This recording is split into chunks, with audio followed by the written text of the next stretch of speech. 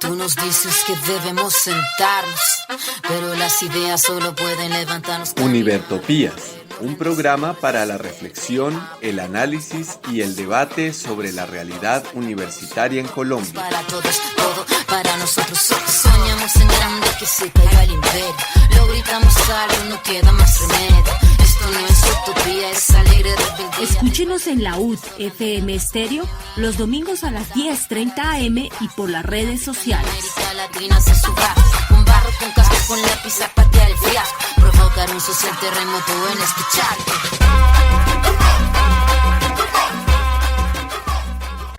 Hoy, 30 de junio del 2024, los saluda Jairo Ruiz a nombre del equipo académico de Univertopías, los miembros de la comunidad académica que soñamos y trabajamos por la reforma democrática y construcción colectiva de la Universidad Distrital, el equipo de Univertopías.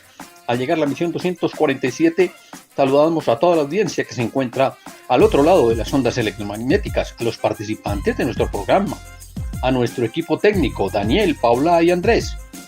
Damos desde aquí un fraternal saludo y abrazo a todos los que siguen en la construcción de un país digno, justo y equitativo para toda y todo colombiana y colombiano. En esta emisión, en pleno periodo vacacional, periodo 2024-2, en el inicio de los cursos vacacionales, trabajaremos, 1, en cómo vamos UD. El profesor Edgar Ramírez sigue con su análisis de la ley estatutaria, cómo entenderla desde la Universidad Distrital y cómo entender el hundimiento de la misma. En Univertopías y los procesos sociales, el profesor Iñaki Chávez hace la presentación de su tema, la agencia de prensa que sigue haciendo falta.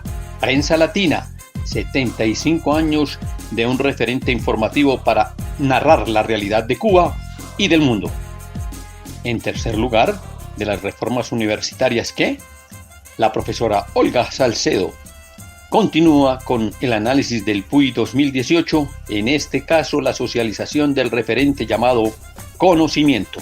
En cuarto lugar, en cápsulas para la memoria, con las profesoras Olga Castiblanco y María Eugenia Calderón, hoy con la voz de María Eugenia Calderón, trabajaremos aquellos hitos que no se pueden pasar por alto entre la década del 2000 y 2010.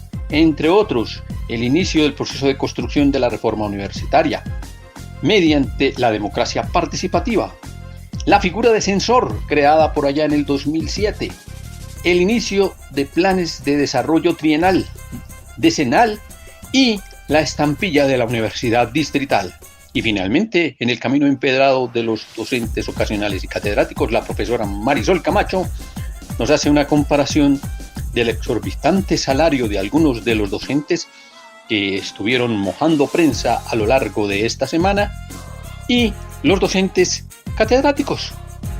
Arrancamos pues con nuestra zona musical, el tema La Sentada, en este caso con La Muchacha.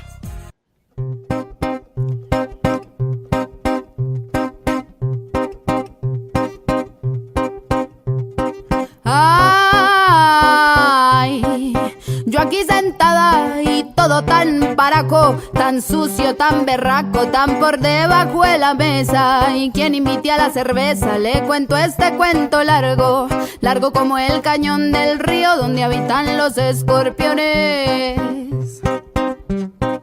Ay, yo aquí parchada y todo tan mordido, tan desaparecido, tan por debajo de la tierra.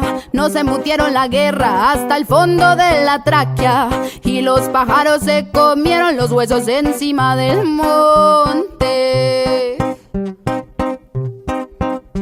Se comieron todo el queso y mataron al ratón.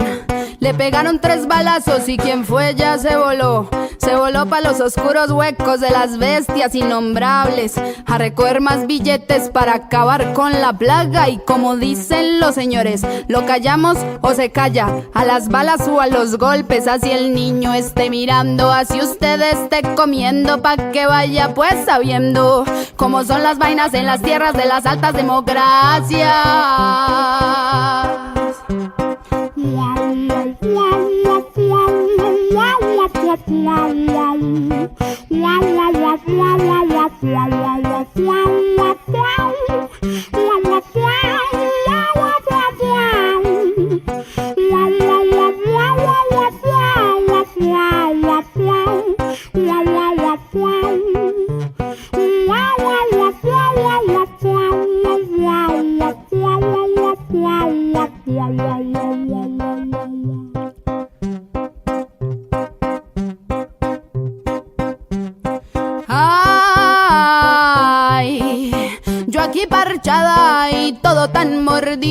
Tan desaparecido, tan por debajo de la tierra. Nos embutieron la guerra hasta el fondo de la tráquea, y los pájaros se comieron los huesos encima del monte.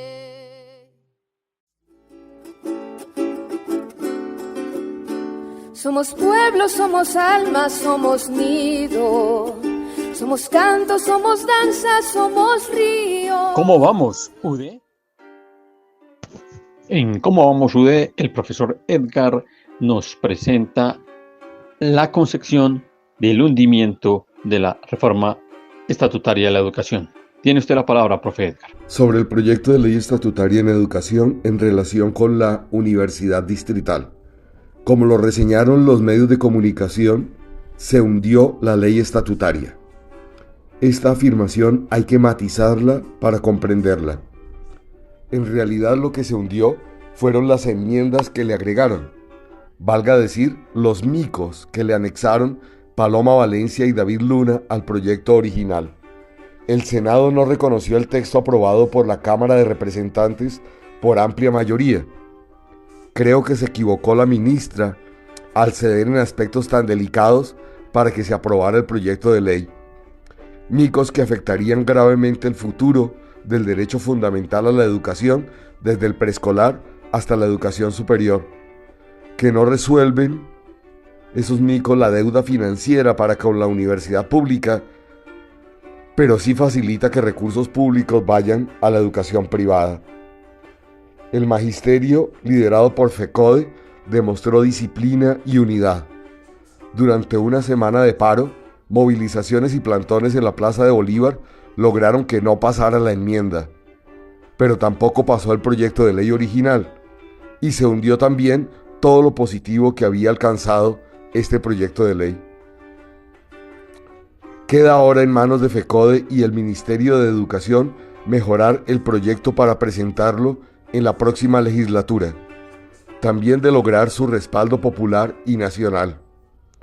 La comunidad académica de la Universidad Distrital debería tener una reflexión permanente sobre la educación como derecho fundamental y bien común, y plantearse los aportes que debe hacer a este proyecto de ley. Reflexión que debería liderar la dirección universitaria, pero ante su insuficiencia, por lo menos la Facultad de Educación. La Universidad Nacional inicia su proceso constituyente, por lo que la Universidad Distrital debería retomar la pertinencia del Estatuto General Asambleario que durante más de 3 años no ha querido aprobar el Consejo Superior. Estatuto construido por 100 personas elegidas democráticamente, por lo que tiene toda la legalidad y legitimidad que no tiene el Consejo Superior. El Estatuto General Asambleario contiene implícito un proyecto de país y de universidad pública centrado en la investigación al servicio de las necesidades nacionales. Esto hay que tenerlo en cuenta antes de los remiendos que tratan de imponer con la dichosa reforma curricular. Creo que nadie se opone a la virtualización, la internacionalización o el bilingüismo por sí mismos, pero debemos plantearnos a qué intereses sirven como están planteados. Debemos plantearnos la universidad pública, gratuita y de calidad que nos merecemos y que necesita el país. Muchas gracias, profe Edgar. He ahí por qué se cae la ley estatutaria de educación para todo el pueblo colombiano, pero por culpa de una enmienda que retrocedía el proyecto presentado.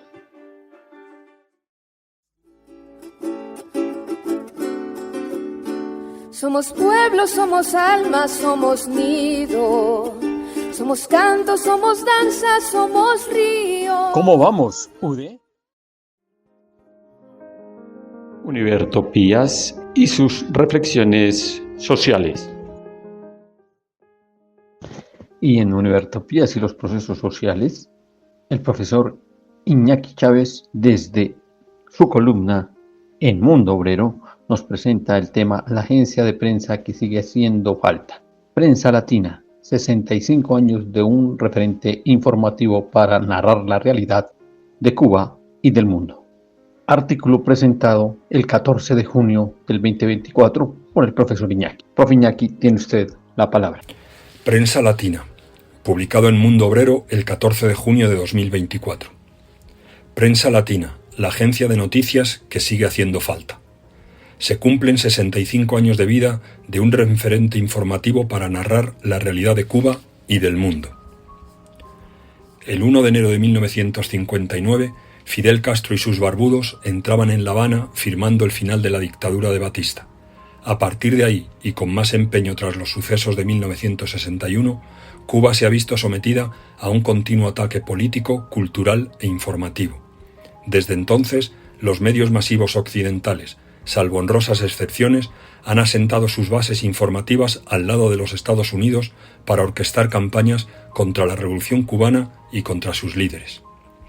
Históricamente, la prensa capitalista se ha esforzado en minimizar los logros revolucionarios, que los hay y muchos, y en maximizar sus errores, que también, como en cualquier sistema político, existen. Pero sobre todo, se ha empeñado en denunciar la falta de libertad de expresión en la isla a base de coartarla con todas las herramientas a su alcance.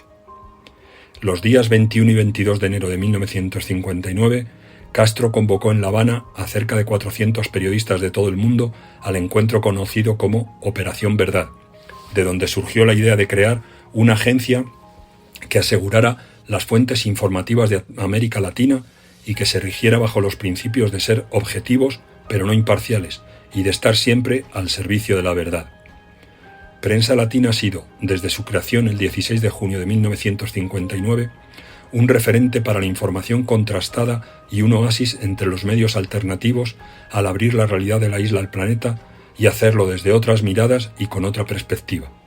La agencia cubana ha estado comunicando y conectando Cuba con América Latina y el mundo, defendiendo la independencia informativa cubana y luchando contra el monopolio informativo que la pretende desconectar. El histórico bloqueo político y económico ha estado acompañado siempre con acciones informativas o desinformativas para aislar la isla y sus procesos políticos y sociales. Las campañas orquestadas, los bulos, las fake news y ahora la inteligencia artificial han contribuido al desconocimiento de Cuba y a su aislamiento mediático. La agencia cubana Prensa Latina es, después de estos primeros 65 años, más necesaria que nunca en el panorama mediático global y capitalista. Es una ventana para dejar entrar aires nuevos en la información y en la que las todavía utópicas propuestas del informe McBride hacia un nuevo orden mundial de información y comunicación más justo y eficiente tienen un reflejo real, un ejemplo del esfuerzo por democratizar la información y por el derecho a la comunicación. Porque la comunicación, basada en el diálogo y en la escucha, puede contribuir, como establece dicho informe en su prefacio, al crecimiento individual y al desarrollo colectivo, a la afirmación de la identidad cultural, al fortalecimiento de la democracia, al avance de la educación, de la ciencia y de la cultura, a la expansión de la cooperación internacional y a la profundización del entendimiento mutuo entre las personas y las sociedades. Personalidades de la talla de Simone de Beauvoir, Gabriel García Márquez, Carlos María Gutiérrez, Juan Marrero, Juan Carlos Onetti, Francisco Portela, Jean-Paul Sartre, Rodolfo Walsh o Charles Wright Mills estuvieron entre sus primeros colaboradores. De Prensa Latina han dicho personalidades como Salvador Allende, que estaba destinada a cumplir una imperiosa necesidad continental, informando en forma veraz sobre nuestra realidad, sin sujeciones ni banderas partidistas, inspiradas solo en el interés de servir lealmente a los pueblos de Latinoamérica. Por su parte, Nicolás Guillén dijo: viene a llenar una necesidad informativa para los países latinoamericanos. Rómulo Gallegos afirmó: abrigo la esperanza de que contribuirá al digno ejercicio de nuestros pueblos. y Eduardo Galeano dijo que ha sabido vivir y decir lo que era un deber de honestidad y coraje en los tiempos que hemos vivido condenados a callar o a mentir. En 1999, con motivo del cumplimiento de las primeras 4 décadas de su fundación, Fidel Castro envió una carta en la que, entre otras cosas, destacaba: Prensa Latina ha realizado una significativa contribución en la difusión informativa, en la propagación de las ideas y las causas justas, en un mundo en que la información y la noticia son, en gran medida, mercancías al servicio de la desinformación, del hegemonismo imperialista y de la globalización neoliberal. Nada muy distinto a lo que hoy, con más fuerza si cabe, sigue sucediendo en el mundo.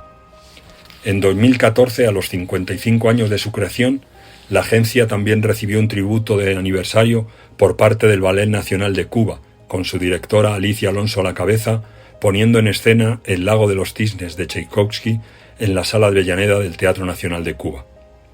Actualmente, Prensa Latina es una agencia informativa multimediática que cuenta con más de 40 corresponsalías en todo el mundo, que administra 17 sitios web, que transmite 400 despachos diarios en 6 idiomas, incluido el ruso, que emite 50 boletines de noticias especializados y 150 noticieros radiales, que difunde reportajes televisivos a través de su productora de televisión PLTV, que edita 9 publicaciones propias, entre ellas el semanario internacional Orbe, y que sigue aumentando su presencia en la web y en las redes virtuales.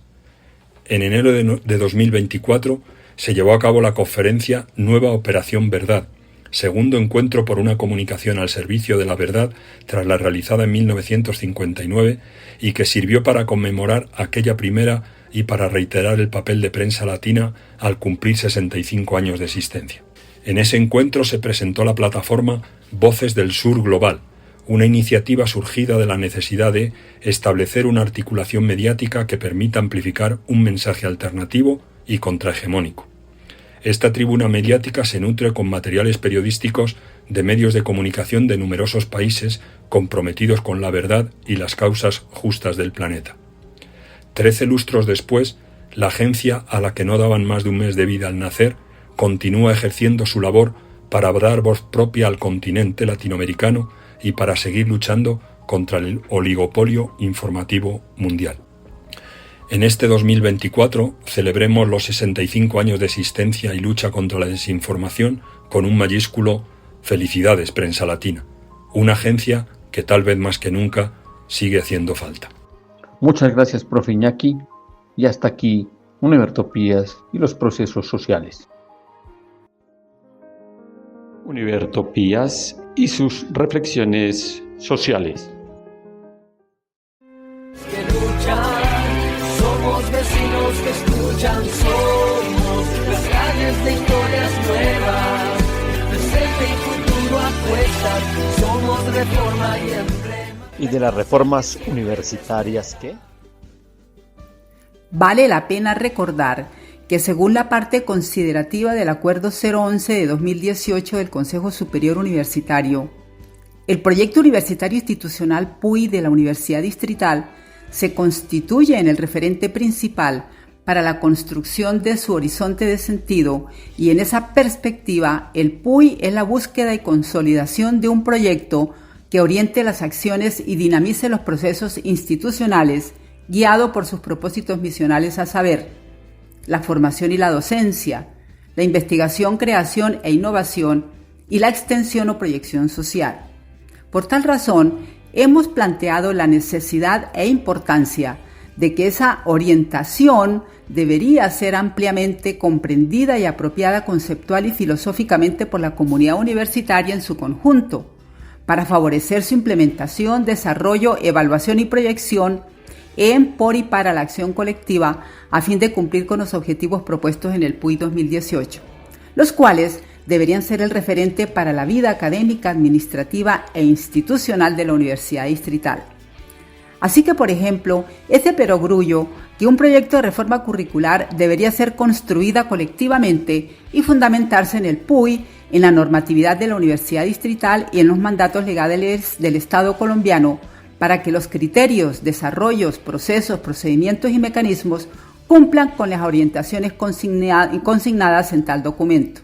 Sin embargo, llama la atención que en el proyecto de reforma curricular del Consejo Académico existen algunos enunciados que remiten a paquetes conceptuales extensos y complejos del Proyecto Universitario Institucional 2018, como se observa en el literal A del artículo 38, que establece la relación de los propósitos de formación y aprendizaje con el Proyecto Universitario Institucional, según el literal I, como la respuesta a los objetos y los referentes de la acción universitaria que se encuentran allí definidos: el sujeto, el conocimiento, la sociedad de la información y el mundo social y sus valores. Este asunto provoca algunas preguntas. ¿Por qué se habla de una tal relación si lo que el proyecto de acuerdo de reforma curricular del Consejo Académico lo que ordena sin más ni más es que los propósitos de formación y aprendizaje deberían dar respuesta a los referentes y objetos de la acción universitaria? ¿Por qué el Consejo Académico no explicó tal relación, si es que existe, en el proyecto de acuerdo de reforma curricular? ¿Cómo asegurarse y verificar institucionalmente que la comunidad universitaria en su conjunto comprendería, apropiaría y aplicaría en los propósitos de formación y aprendizaje todos y cada uno de los textos contenidos en el PUY 2018 para que den respuesta a los referentes y objetos de la acción universitaria? Por lo anterior, es que con base en las páginas 16 a 22 del PUY 2018, desde la anterior emisión de Univertopías, iniciamos la socialización de uno de los 3 referentes y objetos de la acción universitaria del PUY 2018, el sujeto. En el día de hoy, continuamos con el segundo referente, el conocimiento. Veamos. El conocimiento, campo donde están incluidos la ciencia, la creación y los saberes. En el etos universitario emergen la producción del conocimiento, su apropiación y su reproducción. Igualmente, el arte, las creaciones del espíritu y las representaciones culturales plasmadas, todas ellas en imágenes sonoras o plásticas y asimismo en diversas expresiones corporales. Entre esos procesos del conocimiento están aquellos que consiguen convertirse en enunciados más o menos integrados que se formulan como leyes de considerable fuerza predictiva, aunque al mismo tiempo susceptibles de ser sometidos a la prueba y a la impugnación. De allí se desprenden 2 campos más o menos definidos. El primer campo es el de las matemáticas y las ciencias naturales, que tratan de descubrir y formular, en términos generales, las condiciones en las cuales ocurren sucesos de diverso tipo, y las explicaciones, siguiendo a Ernest Nagel 1981, son los enunciados de tales condiciones determinantes. Son más inclinadas al control del mundo material, del universo objetivo, expresión de un esencial impulso de vinculación del ser humano con la naturaleza, un dominio entendido en el más cultural de los significados que se basa en un interés técnico, detrás del cual se esconden unas raíces antropológicas profundas, expresión con la que Habermas 1990 quiere ver instalados en la vocación científica verdaderos intereses cognitivos.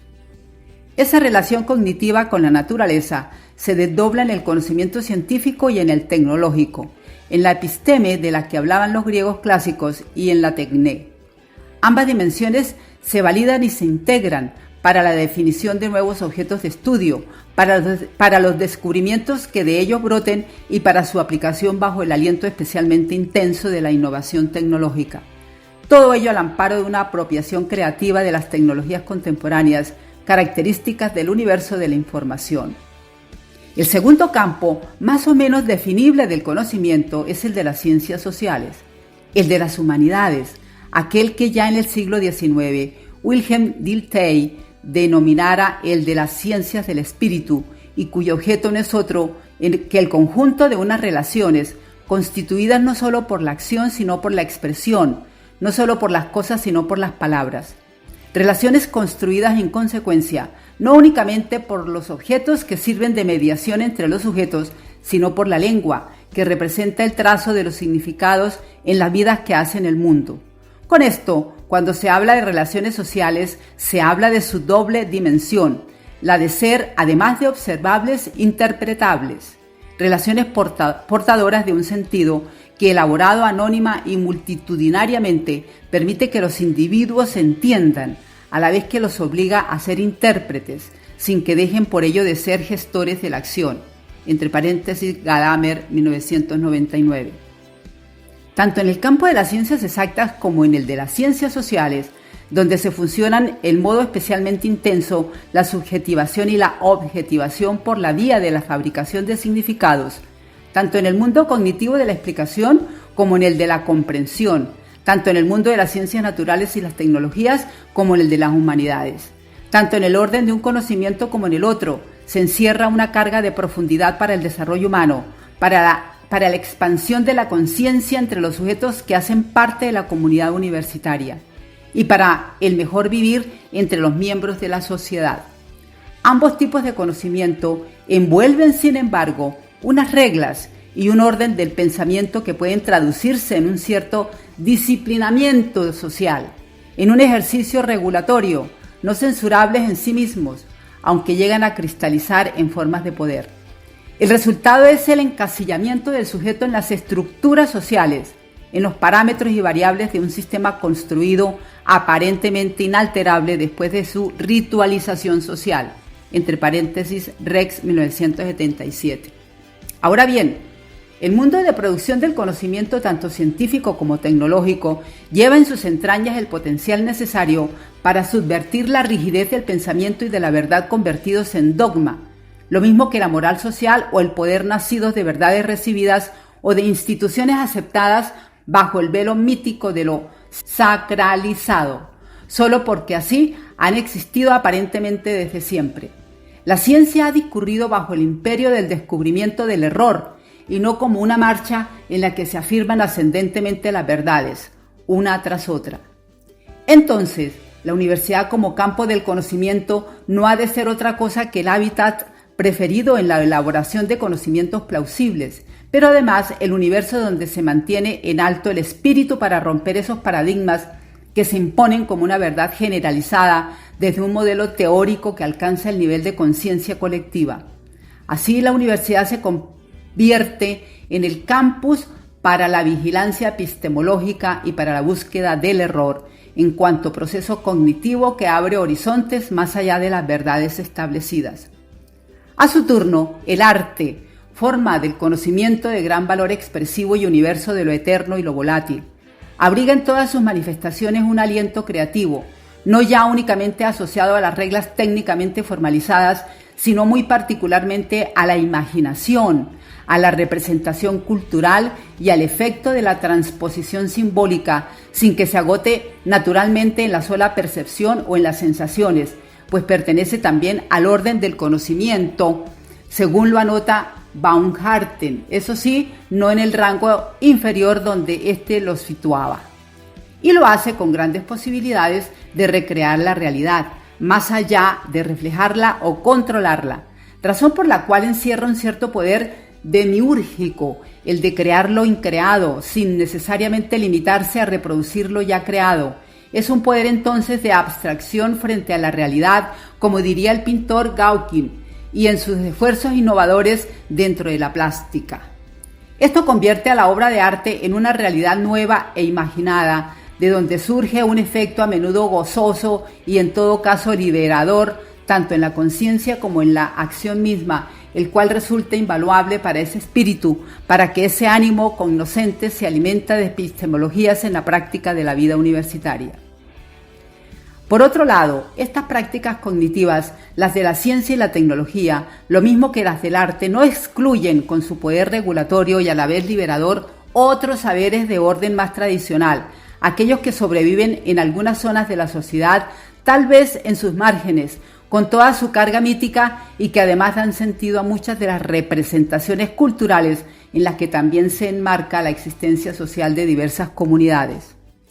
En tales circunstancias se hace posible, incluso necesario, el diálogo entre la ciencia y las tecnologías por una parte y las sabidurías ancestrales e indígenas por la otra, todo ello en los marcos del pensamiento crítico y del encuentro entre distintas epistemologías, no ya para las concesiones deleznables o demagógicas en favor del irracionalismo, sino para el crecimiento de la interculturalidad en el saber y en el enriquecimiento del propio conocer a partir del entendimiento entre distintas formas culturales de comprender a la naturaleza y al otro, a este último como el sujeto que se valida en el universo de sus significados. En ese mismo orden de ideas, cabe explicarse el proceso del conocimiento y de la vida social desde un diálogo y un encuentro entre la racionalidad, una racionalidad crítica y comprensiva, y el mundo de las emociones, es decir, como un ejercicio de vida y de estudio en el que la racionalidad, lejos de reducirse a la relación medio-fin o al simple cálculo costo-beneficio, incorpora la comunicación entre los sujetos, lo mismo que el universo socioemocional. Esto es el mundo de los afectos, sobre todo virtudes emocionales como la solidaridad, formas todas ellas revalorizadas en la intersubjetividad, eso sí, sin menoscabo del interés, tanto del cognitivo como del social. Categoría que debe fundar el estatuto del conocimiento científico, al igual que los intercambios sociales, de modo que estos sobrepasen las puras adscripciones primarias, presididas por la mera pasión que dicta la pertenencia, muy a menudo matizadas por el clientelismo. Hirschman, 2014. Saquen ustedes sus propias conclusiones. Hasta una nueva oportunidad y muchas gracias.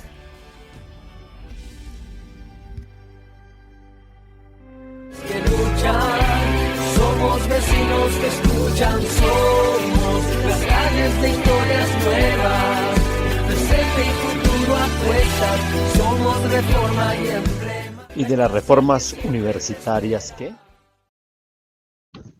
Gracias, profesora Olga Esther, por este análisis que nos hace frente al referente conocimiento que está en el PUI 2018. En ese orden de ideas, ese es el que se debe tomar desde el punto de vista de la concepción del conocimiento, no solamente como el conocimiento científico, el conocimiento tecnológico, el conocimiento de las ciencias, sino que también hacen parte de él todas las demás formas de conocimiento que entran en deliberación. Es hora de nuestra siguiente zona musical, con Adriana Liscano y Edson Belandia, La Guerrillera. Yo vivía en el campo, tenía una perra, sembraba mora y andaba pata. Tenía mi pinta, tenía mi alberca, tenía talento para la cantata. Tenía 10 años y 2 hermanos, tenía mis padres y una casita. Pero una noche llegó la tropa, mató a los 4 y quedé solita. Un comandante con 10 reclutas fue el que a mi gente la asesinó, porque esta tierra era de la patria y el presidente la reclamó. De pura vaina no me mataron porque no vieron que me escondí. Y a la mañana me fui pa'l monte y en la guerrilla me suscribí. Yo me volví guerrillera, fue a la madrugada, cuando quedé a la deriva y me fui para el monte. Porque el que solo a sembrar y a regar aprendiera, cuando la guerra lo agarra donde más va y se esconde. Ahora madrugo a las 4 a escribirme la rima, y esta canción la escribí con un lápiz chiquito, pa' que no digan que nunca les canto esta historia, que ojalá pa' que se acabe faltara poquito, que ojalá pa' que se acabe faltara poquito.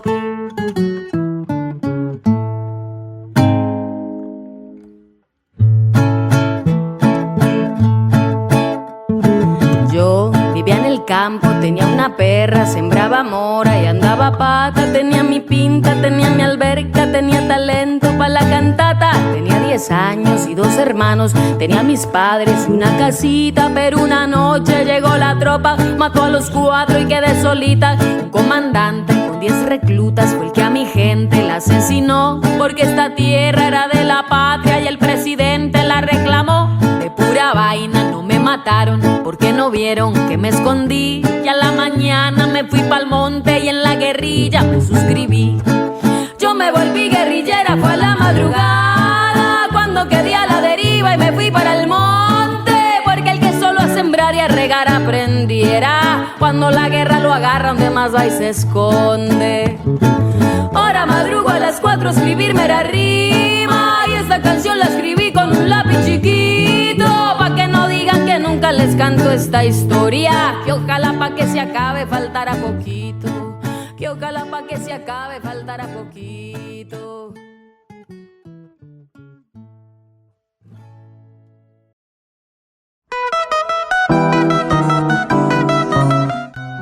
Cápsulas para la memoria UD. Este es un espacio para la formación colectiva de la memoria del devenir político y académico de la Universidad Distrital Francisco José de Caldas. Muy buenos días para todos. Bueno, y continuando con estas cápsulas para la memoria UD, haciendo el recorrido a través de las décadas de la historia de nuestra universidad, con énfasis en lo que ha sido la elección de rectores, el ejercicio de esas rectorías y los hitos que se vienen dando tanto en lo administrativo como en lo académico e incluso en lo político en nuestra universidad.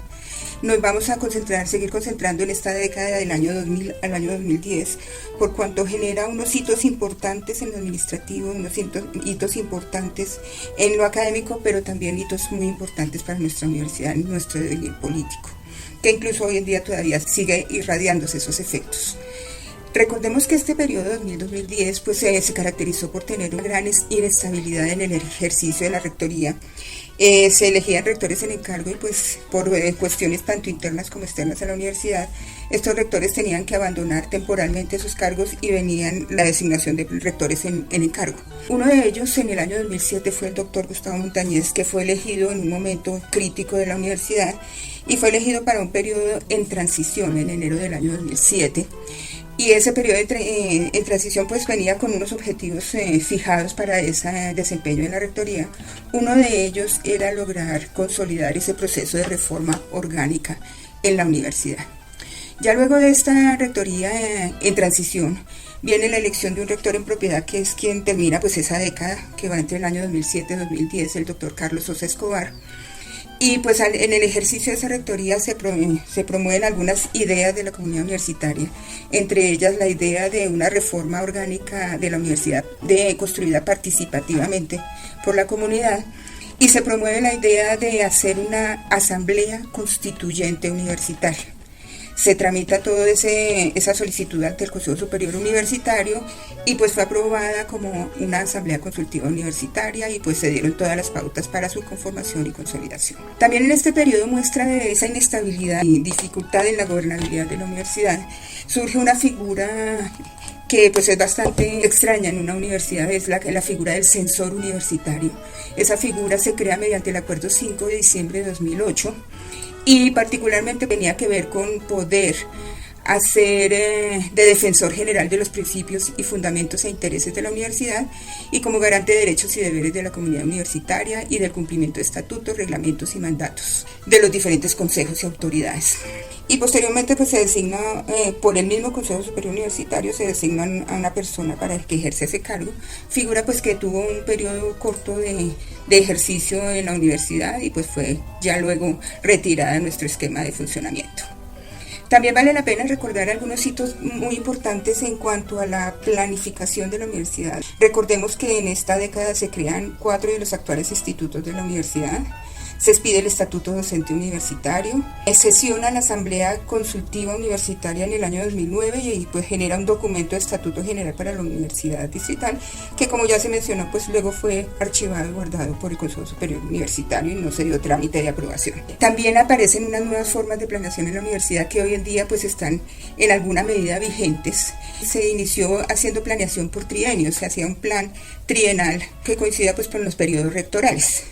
Ya hacia el año 2006 surge, incluso desde la misma comunidad académica, la idea de la construcción y planeación estratégica de mediano plazo, al menos decenal, que fuera un plan de mayor aliento a los periodos de gobierno y que fuera el indicador y en donde se deberían inscribir los planes específicos de cada rectoría. Esa construcción de ese plan estratégico de desarrollo pues surge en el año 2006 y se lleva hasta más o menos finales del año 2008 para su aprobación, a la culminación de ese ejercicio de formulación y de aprobación.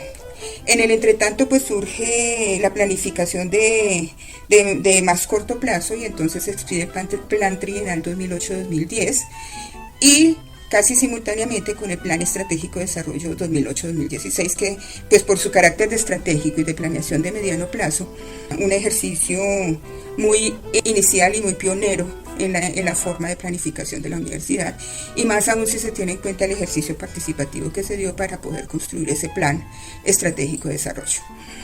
Pero también en esta década se da un hito administrativo financiero y es que, pues dado que la universidad ya contaba con una estampilla aprobada mediante la ley 464 de 2001, se aprueba la estampilla para la Universidad Distrital. Pero el flujo de recursos de esa estampilla no podía iniciar sin antes demostrarse que la universidad cumplía con un conjunto de indicadores que quedaban fijados al momento de la aprobación de la estampilla. Lograr el cumplimiento de esos indicadores se llevó pues casi 5 años, y ya hacia las finales del año 2007 empieza a darse las condiciones para que inicie el flujo de recursos estampilla Universidad Distrital. Ese flujo de recursos tenía una destinación específica que era para cubrir temas de pasivo personal, desarrollo físico, desarrollo de laboratorios, desarrollo de la investigación, desarrollo de un sistema integral de información para la universidad y todo el fortalecimiento de bibliotecas y centros de documentación. En el marco del desarrollo de la investigación, pues también se planteó el fortalecimiento de los doctorados, y en esta década pues surge nuestro primer doctorado en educación, que pues en alguna medida fue apalancado con recursos estampilla en su funcionamiento inicial.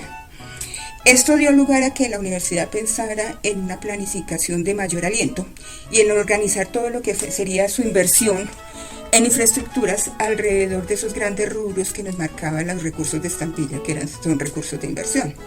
En esa medida pues se planteó la idea de formular planes maestros de desarrollo y que la universidad funcionara alrededor del desarrollo de sus planes estratégicos a 10 años y sus planes maestros de desarrollo.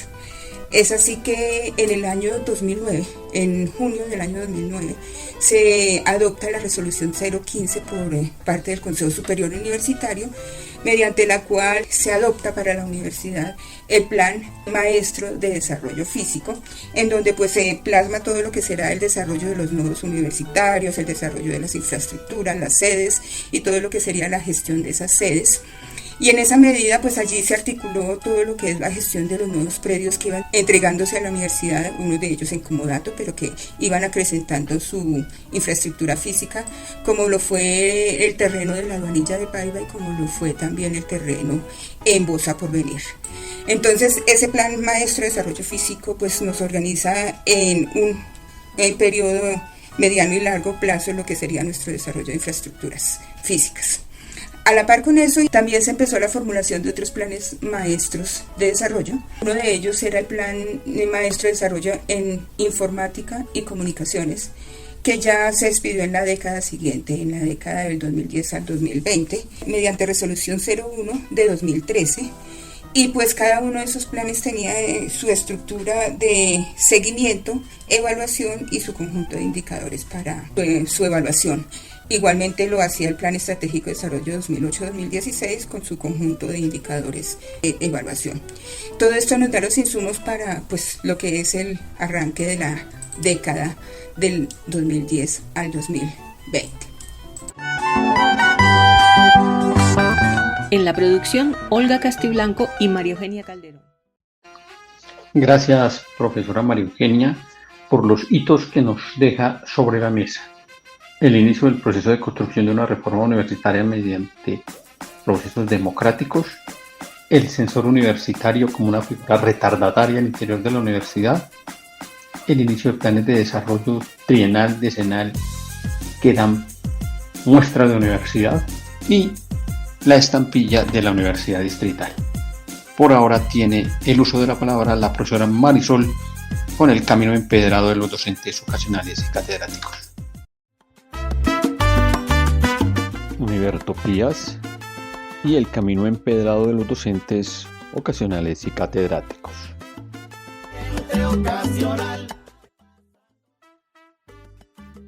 Buenos días para cada una de las personas que nos escucha. Les habla la profesora Marisol Camacho Velante. En esta semana que termina, por fin, después de 2 meses y medio desde que se ajustaron los salarios y se pagaron los correspondientes retroactivos para el personal de carrera de la Universidad Distrital, por fin decidieron pagar los retroactivos salariales para los docentes ocasionales y catedráticos, ajustados hasta el mes de junio. ¿Cómo nos enteramos? Como siempre. Primero, un gran alboroto en los chats grupales, cuchicheos por aquí y cuchicheos por allá. Pero, ¿qué tipo de comentarios? Oigan, pagaron. Pero, ¿qué fue lo que pagaron? ¿Eso es el retroactivo o la liquidación del periodo que ya se acabó? ¿Y cuánto tenían que pagarme? No entiendo qué pagaron. ¿Alguien sabe? Al rato alguien averigua de manera informal y cuenta. Ya me dijeron, atención, atención. Se informa que el pago que recibieron es el retroactivo. El salario de los días de junio y la liquidación la pagarán después. ¿Pero cuándo? ¿Lo que pagaron es correcto? ¿Por qué aparece en el desprendible pago de nómina del mes de junio? ¿Y por qué aparecen conceptos de pago de primas de talla mini baby? En fin, el buzón del chat no para de sonar. ¿Cómo hicieron ese pago? Pues al estilo Administración Universidad Distrital, como de costumbre. Primero aparecieron unos desprendibles de pago para el mes de junio en el histórico de vinculación del sistema de gestión académica con la descripción general, pago nómina docentes de vinculación especial mes de junio. Por ningún lado se estipula que el pago corresponde al retroactivo del aumento salarial. Es absolutamente confuso, no hay comunicados oficiales al respecto. Los actos administrativos correspondientes a las resoluciones de vinculación no se modificaron, pero la disponibilidad y la reserva presupuestal sí varió, ¿o no?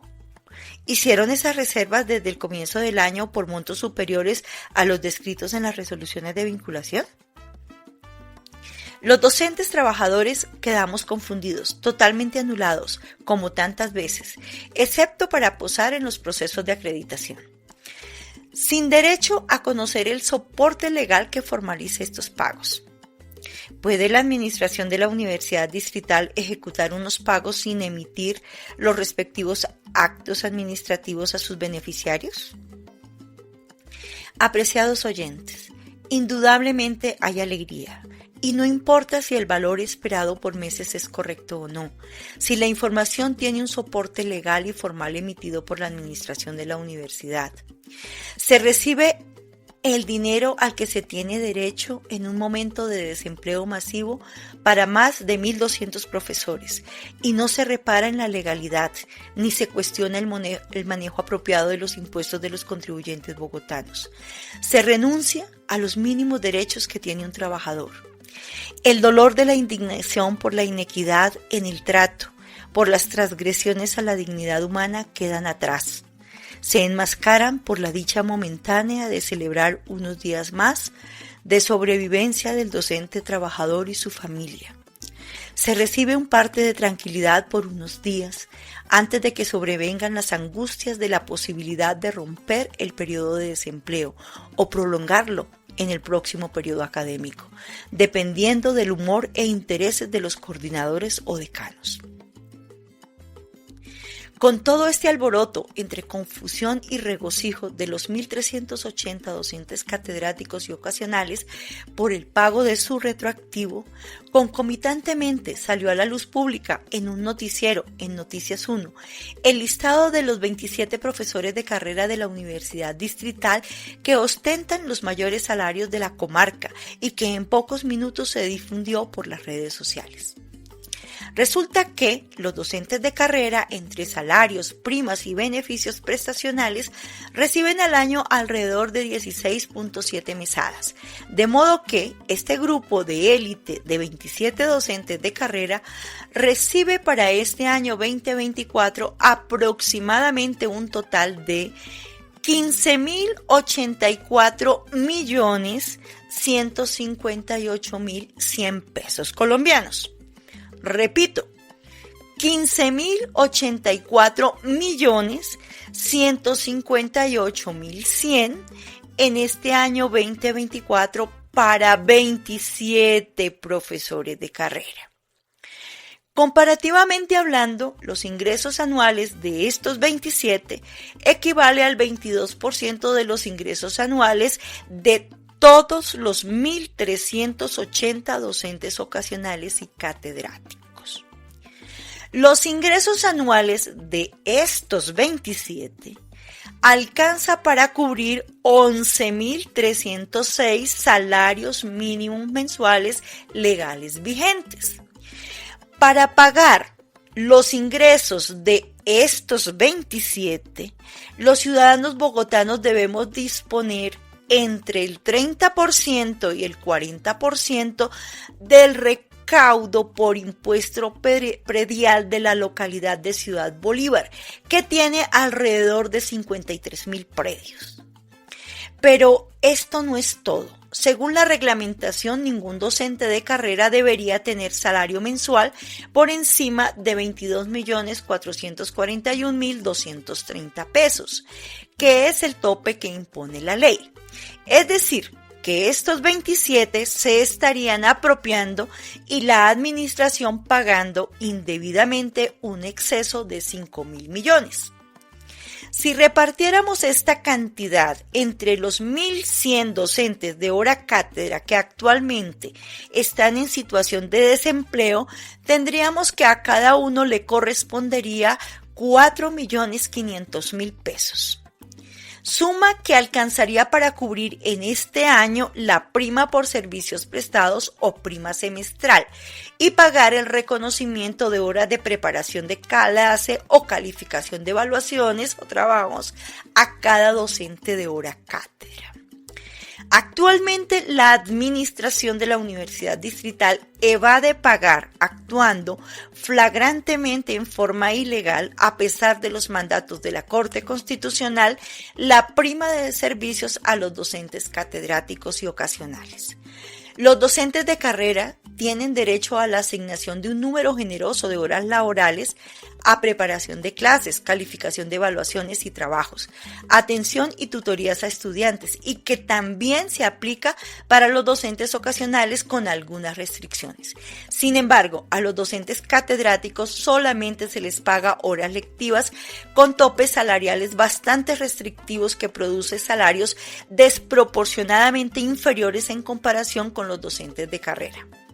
La mayoría de docentes catedráticos tiene asignadas más horas lectivas que un docente de carrera. Los docentes de hora cátedra son quienes mantienen abierta y en pie a la Universidad Distrital, con salarios mal reivindicados y en franca explotación laboral, sin reconocimiento de mínimos como las horas de preparación y de calificación. ¡Qué panorama tan desigual, violentamente carente de equidad! La administración siempre encuentra argumentos para aplicar la ley de la manera más desventajosa para la población más vulnerable y justifica aplicación de alta favorabilidad, negando la existencia de topes salariales para estos 27 docentes de carrera. El reconocimiento de horas de preparación de clase, atención a estudiantes y calificación de trabajos es un derecho de los docentes de cátedra. Hace parte de la labor misional de docencia. No tiene por qué seguir siendo solamente el privilegio de unos cuantos, justamente privilegio para quienes ostentan los más altos salarios y las condiciones más favorables. El reconocimiento y pago de la prima semestral es también un derecho de los docentes ocasionales y catedráticos y es mandato constitucional. Me despido con la siguiente invitación. Señor administrativo o directivo, comprométase con un nuevo contrato social en la Universidad Distrital Francisco José de Caldas. Comprométase con los preceptos de nuestra Constitución política. Comprométase con la igualdad de oportunidades. Enarbole las banderas de la equidad. Feliz día para todos. Univertopías y el camino empedrado de los docentes ocasionales y catedráticos.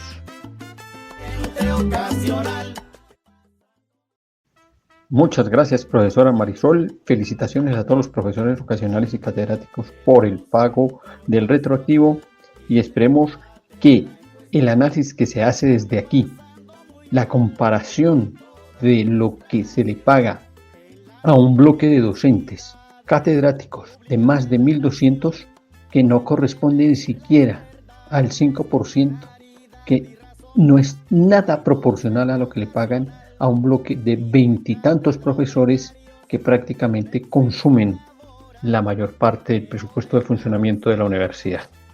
Lleve a que se analice de una manera diferente el asunto y se den tratamientos dignos a los profesores ocasionales y catedráticos. Con esta canción de fondo nos despedimos. De cátedra en cuestión, la están pasando muy mal en toda nuestra nación. Se los vincula por meses y trabajan en exceso. Se les paga pequeñeces en un injusto proceso. No van a tener pensión con tan poca sumatoria. nación están llenando de gloria. Luchemos por acabar esta historia de maldad, porque merecen gozar de grata estabilidad. El docente ocasional y de cátedra en cuestión la están pasando muy mal en toda nuestra nación. Vamos a garantizarles digna remuneración, pues debemos repararles y hasta pedirles perdón, que no sean despedidos por caprichos inferiores o apetitos desmedidos de malignos directores. Florecerá la esperanza que anhela la humanidad. Los miembros de la comunidad académica que soñamos y trabajamos por la reforma democrática y construcción colectiva de la Universidad Distrital, el equipo de Univertopías, agradecemos a nuestro equipo técnico, Daniel, Andrés y Paula, a todos los que contribuyen en el desarrollo de nuestra emisión, a quienes nos oyen a través de las ondas electromagnéticas. A todos un fuerte abrazo y nos vemos y nos oímos la próxima semana, con el deseo de que los luchadores populares continúen en su labor incesante por lograr la universidad y el país que todos los colombianos y colombianas nos merecemos. Tú nos dices que debemos sentarnos, pero las ideas solo pueden levantarnos. Univertopías, un programa para la reflexión, el análisis y el debate sobre la realidad universitaria en Colombia. Para todos, todo para nosotros. Soñamos en grande que se caiga el imperio. Lo gritamos algo, no queda más remedio. Esto no es utopía, es alegre rebeldía. Escúchenos en la UD FM Estéreo los domingos a las 10:30 am y por las redes sociales. América Latina se suba, con barro, con casco, con lápiz a patear el fiasco. Provocar un social terremoto en este charco.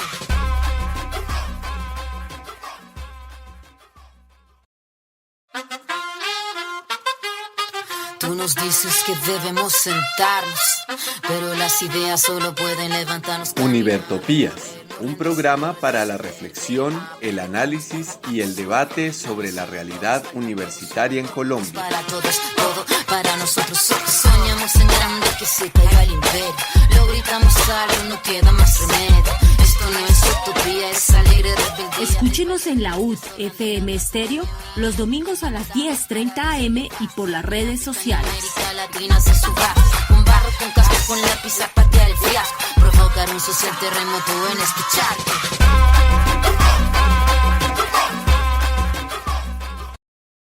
Y terminada nuestra emisión radial, damos continuidad a nuestro suplemento con dos segmentos. El primero de ellos, Univertopías y el proceso de paz en Colombia. Continuamos con la lectura del documento Hallazgos y Recomendaciones. El título, Modelo de Seguridad.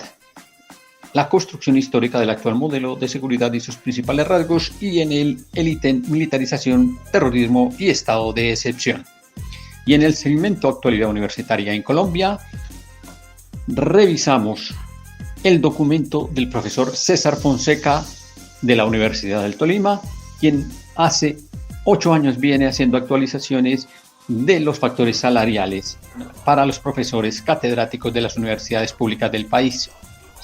El título, acerca de la remuneración de los docentes catedráticos en las universidades estatales colombianas.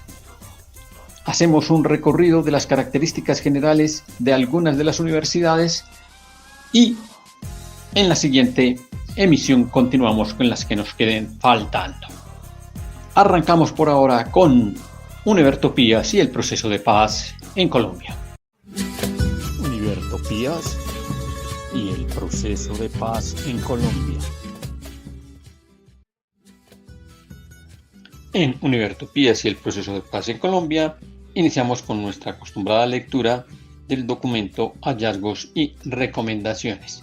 En esta oportunidad continuamos con el modelo de seguridad, la construcción histórica del actual modelo de seguridad y sus principales rasgos, el ítem militarización, territorios y estados de excepción. La militarización de los territorios es una consecuencia de la manera como el poder político y militar se relaciona con el territorio y pretende mantener la soberanía. Se disputa el territorio y la población con las armas y la coerción más que con la participación y la democracia. Así se ha tratado de controlar el territorio a través del control de población. En Colombia no ha sido prioridad la construcción de una presencia del Estado que sea integral y civil, pues la autoridad civil ha delegado la presencia territorial del Estado en el poder militar y en sus relaciones con los poderes locales. El modelo de seguridad se estructuró fundamentalmente bajo la necesidad del control territorial del Estado a través de la militarización de territorios considerados como zonas rojas, zonas especiales de orden público, teatros de operaciones y zonas de rehabilitación y consolidación, entre otros. Durante los primeros 30 años del conflicto armado, el mecanismo que permitió esta militarización fue el estado de excepción.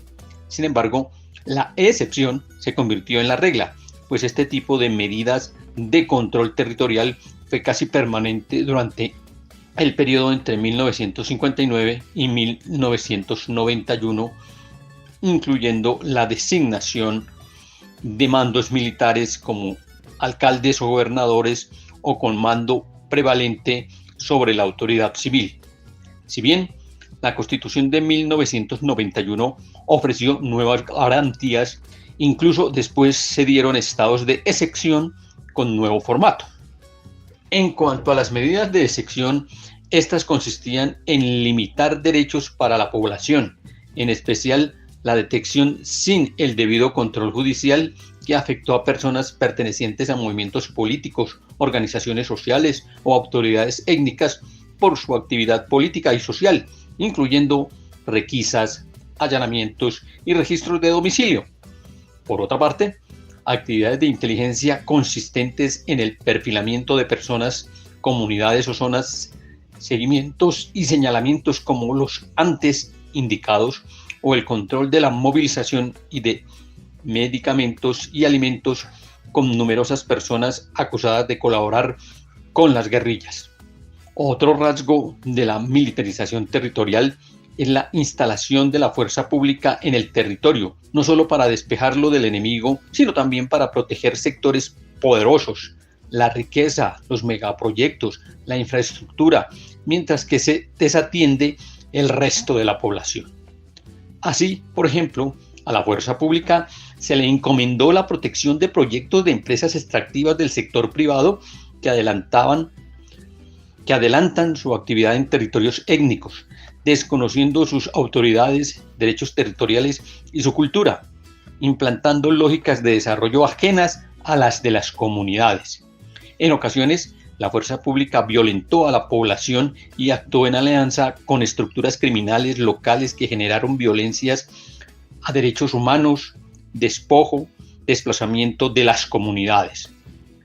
Las Fuerzas Armadas desarrollaron convenios de seguridad para empresas privadas que sufragan los costos de la presencia militar con objetivos específicos de protección de la sede y la infraestructura de los proyectos, lo que necesariamente deja en menor nivel de protección al resto de la población. El enfoque expansivo de los militares también se ha reflejado en la creciente militarización de la Policía Nacional, que formalmente es considerada un organismo civil, pero el conflicto armado la ha involucrado en la guerra. La Policía Nacional ha sido usada por el Estado para la guerra y también ha sido atacada por los grupos armados como actor de guerra. Por ejemplo, a través de los carabineros se les asignaron funciones de seguridad nacional y contraguerrilla. Adicionalmente, en la medida en que la Policía Nacional fue subsumida en las Fuerzas Armadas y en el Ministerio de Defensa, también fue involucrada en la doctrina militar y en la mentalidad del enemigo interno. Esto se ha traducido en que, aun cuando la policía está cumpliendo funciones de seguridad y protección externas al conflicto armado, esté imbuida en el carácter militar, por lo que termina, por ejemplo, atendiendo movilizaciones y protestas sociales a campesinos como si fueran una guerra que atenta contra la existencia del Estado. Esto la llevó no solo a no proteger al ciudadano que se moviliza, sino a repelerlo como enemigo, contando con un cuerpo especializado como el Escuadrón Móvil Antidisturbios SMAT, que ha estado involucrado en las acciones de represión a movilizaciones sociales con numerosos casos de violaciones de derechos humanos. Otro factor que ha conllevado la militarización de la policía en su rol y en las acciones antinarcóticos. Si bien en principios no son acciones militares por la capacidad armada y vocación de dominio territorial que terminan teniendo los grupos narcotraficantes, la policía mezcla la persecución del delito con la guerra contra un enemigo de conflicto armado y termina persiguiendo más al campesino cocalero que al propio actor armado. Su rol protagónico en la guerra antinarcóticos también la ha hecho propensa al enorme poder corrupto del narcotráfico, a pesar de que muchos policías han demostrado también interés y respeto por la ley. En el conflicto armado, la policía ha tenido carácter contrainsurgente, antinarcóticos y antiterrorista. Además, emula la estructura, jerarquía y grados de las fuerzas militares, usa su doctrina y se involucra en la guerra. Otro medio de militarización es el servicio militar obligatorio que existe en Colombia desde 1886. El servicio obligatorio ha involucrado principalmente a jóvenes campesinos y de escasos recursos, a pesar de que en el año 2017 se reconoció la objeción de conciencia. En general, los jóvenes están obligados a prestar el servicio.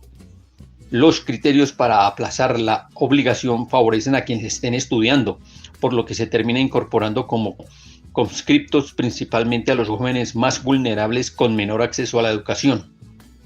También afecta diferencialmente a las comunidades étnicas, pues transforma la vivencia tradicional de sus miembros y deslegitima al Estado dentro de ellas.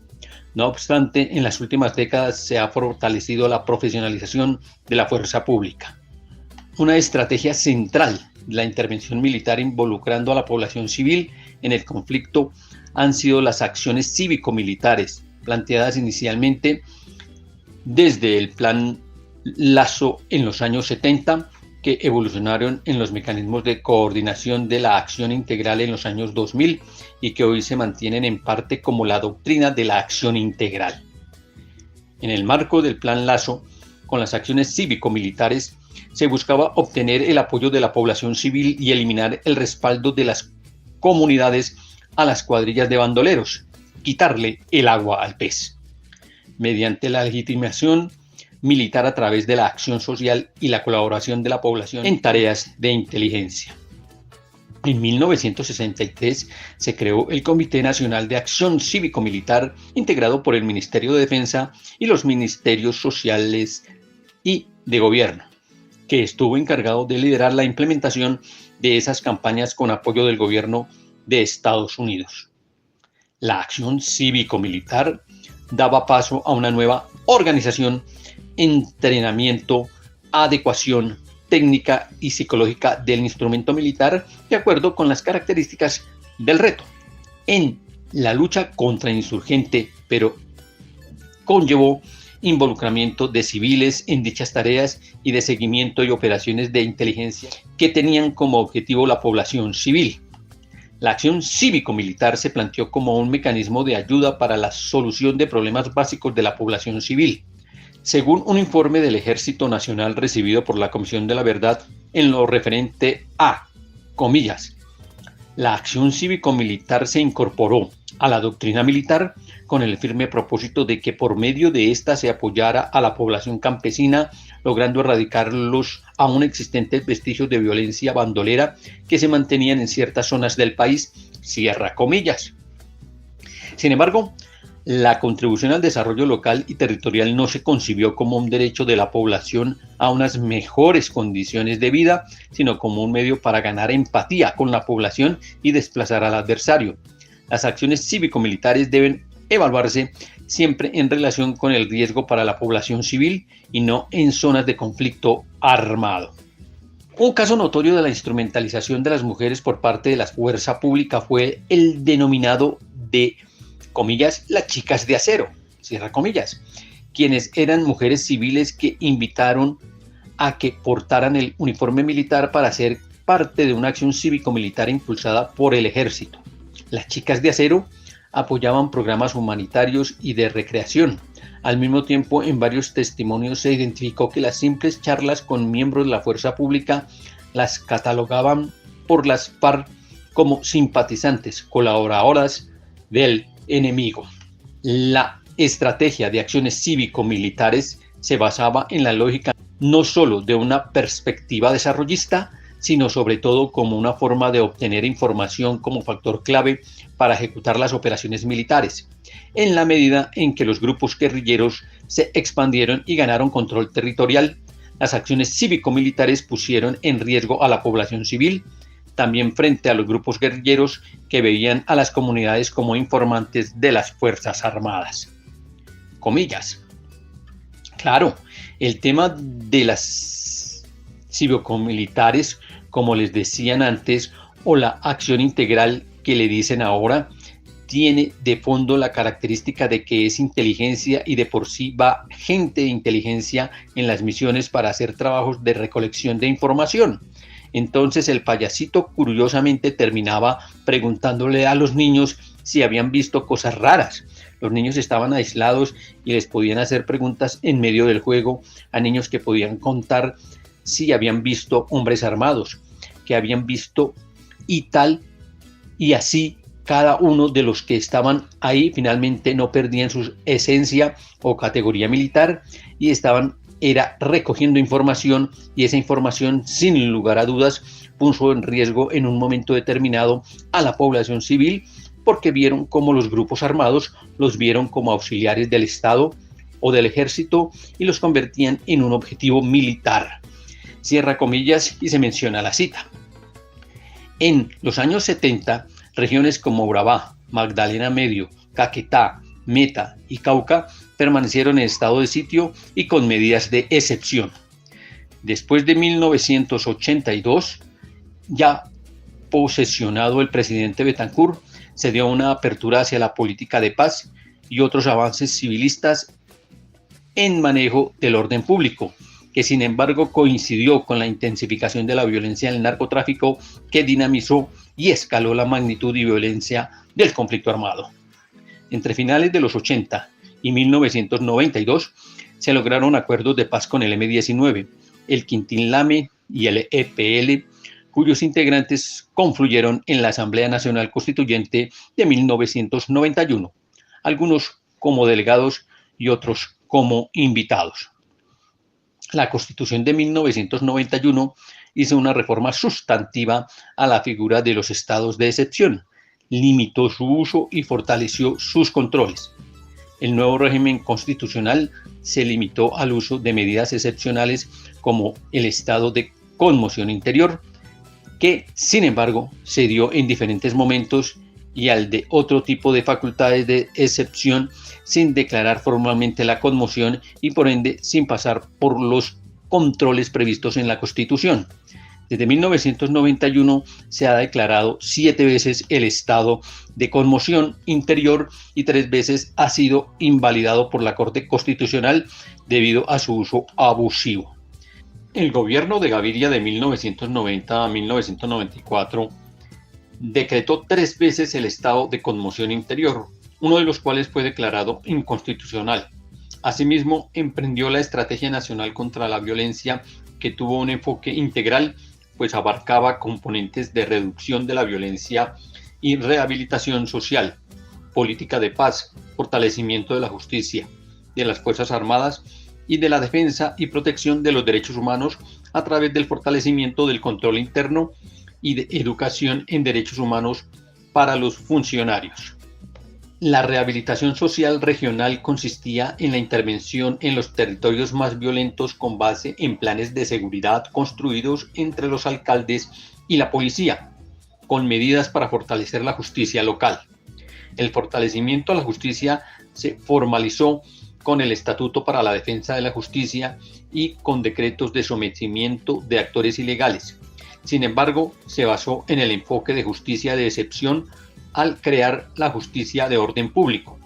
Combinó el diálogo y las negociaciones de paz con el fortalecimiento de la fuerza pública en dirección a una victoria militar, para lo cual se garantizó la intervención en los territorios y el accionar militar, usando como marco los decretos aún vigentes del estado de sitio de 1984 y expidiendo otros bajo el estado de conmoción interior. Durante el gobierno de Gaviria se inició también la fumigación de cultivos de uso ilícito, ligada a una respuesta militar y de control del eslabón más débil del narcotráfico. El gobierno de Ernesto Samper Pizano 1994-1998 declaró 2 veces la conmoción interior, una de las cuales resultó inexequible. La conmoción declarada exequible se fundamentó, entre otros hechos, en el asesinato de Álvaro Gómez Hurtado y en el atentado contra el abogado Antonio José Cancino, quien defendía a Samper por las investigaciones en su contra en el proceso 8000. Con base en estos hechos ocurridos en Bogotá, se tomaron medidas de restricción de derechos en todo el territorio nacional. Se censuró a los medios de comunicación para que no divulgaran comunicaciones ni entrevistas de organizaciones a las que se les atribuyera la comisión de los delitos perseguidos. Se dieron facultades para restringir la circulación de vehículos y de personas en cualquier parte del territorio nacional, y se presentaron proyectos de ley para hacer permanente la legislación de excepción. Durante el gobierno de Andrés Pastrana, 1998-2002, se adelantó el fallido proceso de paz con las FARC-EP del Caguán y no se acudió a la conmoción interior.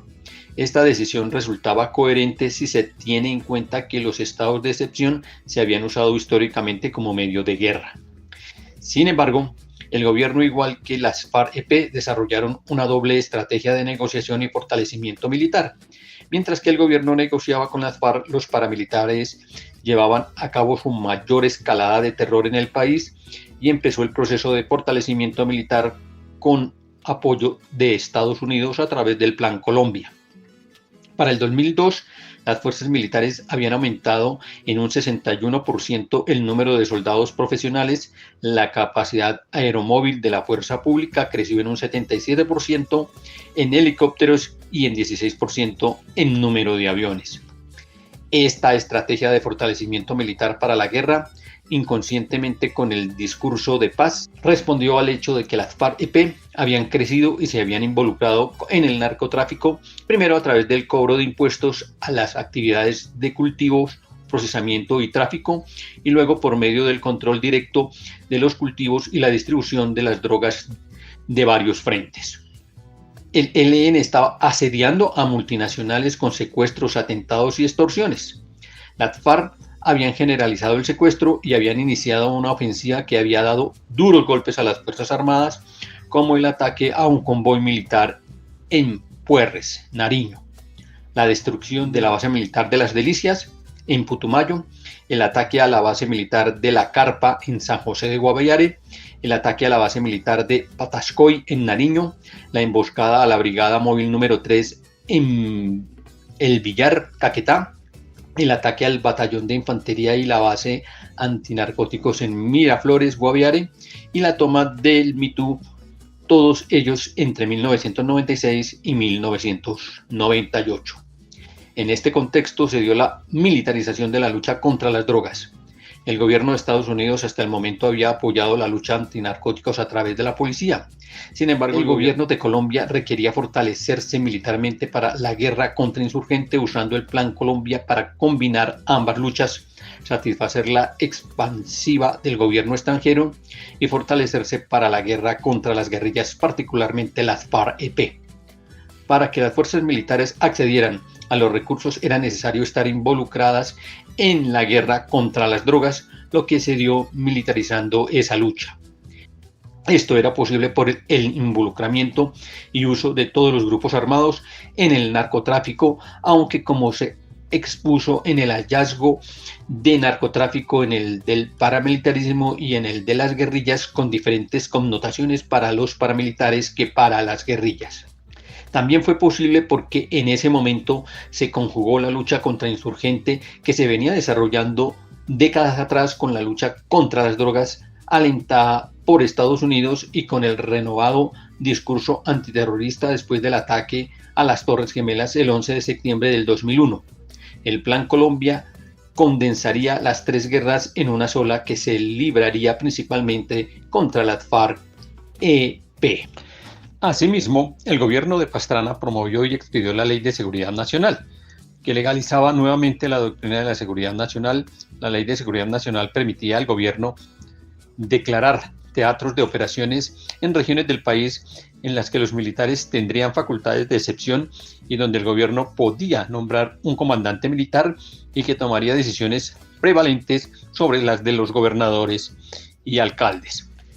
La ley también facultaba al presidente para nombrar sus comandantes, fijarles atribuciones y establecer las medidas especiales de control y protección aplicables a la población civil y a los recursos objeto de protección ubicados en el área. Con base en las órdenes entregadas por el presidente a los comandantes, las decisiones de estos últimos prevalecían sobre las de los alcaldes y gobernadores. Se contemplaban las obligaciones de incluir en el Plan Nacional de Desarrollo la Estrategia de Defensa y Seguridad Nacional y de evaluar las políticas públicas a la luz de los impactos en materia de seguridad. Los militares podían hacer registros y requisas a la población en los teatros de operaciones. Tenían la facultad para capturar en flagrancia bajo unas reglas flexibles respecto de las que contemplaba el Código Penal y ejercían facultades de policía judicial que el fiscal general debía otorgarles. Además, se restringía la facultad de la Procuraduría para decidir si abriría o no investigación por las actuaciones de la fuerza pública en los teatros de operaciones, al establecer un término de máximo 30 días para hacerlo. Todo esto sin que fuera necesario declarar el estado de conmoción interior. 8 meses después de su expedición, la Corte Constitucional declaró la inconstitucionalidad de toda ley y concluyó que en sus bases y concepción desconocía el principio de pluralismo democrático, la separación de poderes, la supremacía del poder civil sobre el militar, la dirección presidencial de las Fuerzas Armadas, el principio de exclusividad del uso de la fuerza en la fuerza pública y en conflictos armados, el respeto del DIH. La Corte resaltó que en un modelo democrático y constitucional, el diseño frente a las políticas estatales no solo es admisible, sino natural y democrático, pues la controversia y la deliberación son consustanciales a la democracia y el pluralismo. Respecto de los teatros de operación, la Corte identificó que se trataba de estados de conmoción interior encubiertos que evadían los controles constitucionales previstos. Determinó que el hecho de que comandantes militares asumieran funciones ejecutivas prevalentes frente a alcaldes y gobernadores violentaba la subordinación de la función militar a la autoridad civil, a la vez que reconoció la importancia y deber del Estado de adoptar políticas de seguridad y defensa. La Corte Constitucional advirtió que éstas debían respetar los principios del Estado de Derecho, como el pluralismo, la separación de poderes, la subordinación de las autoridades militares a las civiles, y que la sociedad civil no podía ser privada de su autonomía y absorbida y puesta a órdenes del Estado. La sensación de que las negociaciones del Caguán habían sido una burla llevó a que parte importante de la sociedad, así como del Estado, se radicalizaran contra la FARC-EP. Durante sus dos gobiernos, 2002-2010, Uribe implementó la política de seguridad democrática, denominada así según el propio gobierno para diferenciarla de la doctrina de seguridad nacional. Esta política se enmarcó en el nuevo discurso de la lucha contra el terrorismo y, a pesar de los esfuerzos discursivos, mantuvo el enfoque de militarización del territorio. amplias facultades a las Fuerzas Armadas para el manejo del orden público y para hacer la guerra, y estigmatización y persecución a los movimientos sociales y políticos alternativos e incluso de la rama judicial. El gobierno de Uribe declaró 2 veces la conmoción interior en agosto de 2002, aceptada por la Corte Constitucional, pero su prórroga fue declarada inexequible en noviembre del mismo año y en el 2008 declarada inconstitucional. Como parte de las medidas de excepción, el gobierno adoptó en 2002 un decreto que permitía nuevamente censos de población, control de la circulación de la población, capturas, interceptación de comunicaciones, registros y allanamientos sin orden judicial, ya no solo por parte de la fuerza pública, sino también del DAS. Estas medidas se aplicarían en las zonas de rehabilitación y consolidación, en las que habría control operacional de autoridades militares, quienes podrían recolectar información sobre la población. Muchas de estas medidas fueron limitadas o declaradas inexequibles por la Corte Constitucional en noviembre de 2002. En consecuencia, por iniciativa del gobierno, el Congreso aprobó una reforma constitucional que se expidió en diciembre de 2003 y que se conoció como el Estatuto Antiterrorista. En la reforma se insistiría en la concesión a las fuerzas militares de facultades de policía judicial, captura, allanamiento, registro de residencias e interceptación de comunicaciones y limitaciones a la libertad de circulación, todas estas sin el debido control judicial. La reforma constitucional fue declarada inexequible por vicios de forma por la Corte Constitucional. Aún así, las medidas centradas en la militarización prevalecieron durante todo el gobierno de Uribe, que negó la existencia del conflicto armado y caracterizó a los grupos guerrilleros como terroristas sin fundamento ni intenciones políticas. El gobierno sostenía que reconocer el conflicto armado o el origen político de los grupos guerrilleros legitimaba su actuación, su existencia y sus crímenes. En ese periodo también se estableció un impuesto para la guerra y se conformó una amplia red de civiles cooperantes, no remunerados y de informantes remunerados que ascendía a cerca de 1 millón de personas. Asimismo, se amplió el servicio militar principalmente a través de la figura voluntaria de soldados campesinos que prestaban el servicio en medio tiempo en sus lugares de residencia y el otro medio tiempo lo ocupaban en sus actividades cotidianas. Durante el mandato de Uribe se consolidó una política de gobierno que tuvo apoyo de otras ramas del poder público para incrementar las cifras de muertes del enemigo, legitimar la política de seguridad oficial y publicitar su efectividad, al privilegiar las muertes en combate sobre cualquier otro resultado militar. Se incentivaron graves violaciones de los derechos humanos e infracciones al DIH, particularmente ejecuciones extrajudiciales y desapariciones forzadas de personas que fueron asesinadas en estado de indefensión y presentadas falsamente como guerrilleros muertos en combate. El periodo de exacerbación de los denominados falsos positivos transcurrió entre 2002 y 2008. Estos crímenes fueron propiciados por un sistema de disposiciones legales y extrajudiciales nacidas desde el mismo gobierno e implementadas por las fuerzas militares. Durante dicho periodo de gobierno se mantuvieron las acciones cívico-militares encabezadas por las Fuerzas Armadas, que se incluyeron dentro del paquete de ayudas económicas del Plan Colombia. En el 2004 se creó el Centro de Coordinación de Acción Integral, CCCAI, que buscaba consolidar el control territorial a través de programas sociales y económicos. Las acciones de coordinación cívica y militar fueron planteadas como esfuerzos de coordinación interagencial entre el sector defensa y sectores encargados de servicios sociales en el Estado, que se orientarían a mejorar condiciones sociales de territorio y garantizar las necesidades básicas de la población como un medio para prevenir la violencia en los territorios.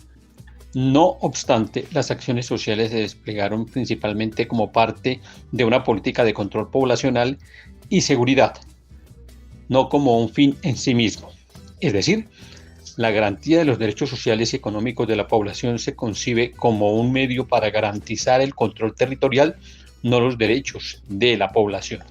Las acciones cívico-militares se mantienen hasta hoy en los manuales de las fuerzas militares como parte de la denominada Doctrina Damasco, impulsada por el presidente Santos, para adaptar el rol de las Fuerzas Armadas a un contexto de paz en el que las necesidades de seguridad variarían. Esta mantiene una tipología de intervención militar en los territorios a través de la figura de la doctrina de la acción integral, según la cual el ejército podrá cumplir diferentes misiones derivadas de las responsabilidades que le han sido asignadas por la Constitución Nacional, haciendo un esfuerzo principal en la defensa de la soberanía y la protección interna del territorio, apoyando la realización de tareas complementarias de contribución al desarrollo del país en temas ambientales, de atención de desastres y asistencia humanitaria, así como en la participación en misiones internacionales. Entre otros medios, esta doctrina incluye operaciones de apoyo a la información militar. Según las Fuerzas Armadas, la filosofía de la nueva doctrina se representa por una espada que se denominó espada de honor, como elemento integrador de 3 procesos base: operaciones, inteligencia y acción integral, los cuales se encuentran reflejados en la cruz de la espada. Comillas, Damasco representa la conversión de nuestra doctrina, la nueva visión, el despertar y la transformación doctrinal del Ejército Nacional de Colombia. Cierra comillas.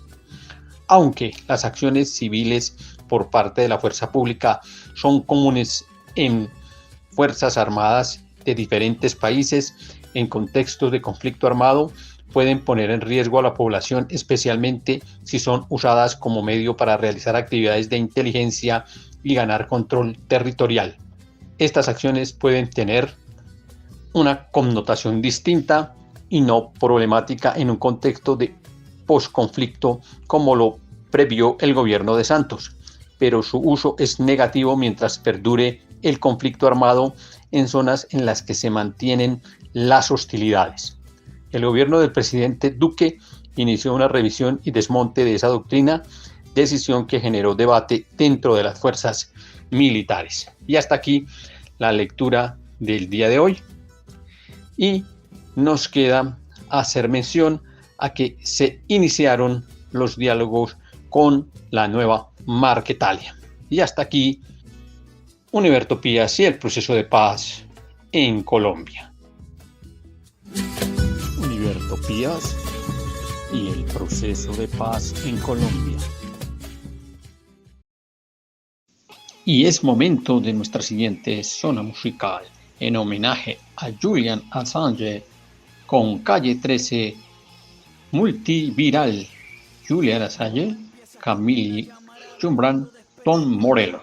Miradas quieren detener el incendio que se propaga, pero hay fuegos que con agua no se apagan.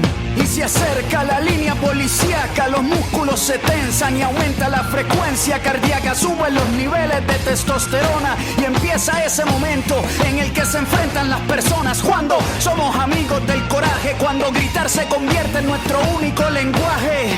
A mí me ordena la razón, a ti te ordena un coronel. Si nuestra lucha es de cartón, la de ustedes es de papel. Y no nos paran, porque un mensaje contundente convierte a cualquier teniente en un tiburón sin dientes.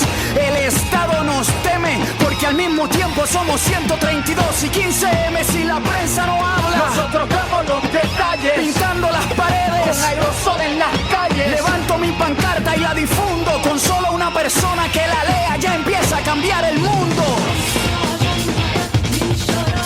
Absolutamente bien. Codo con codo, paso con paso.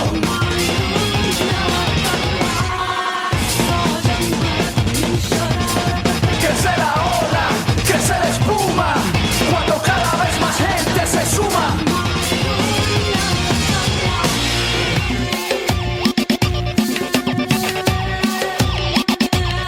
El que controla, el que domina, quiere enfermarte para venderte medicina.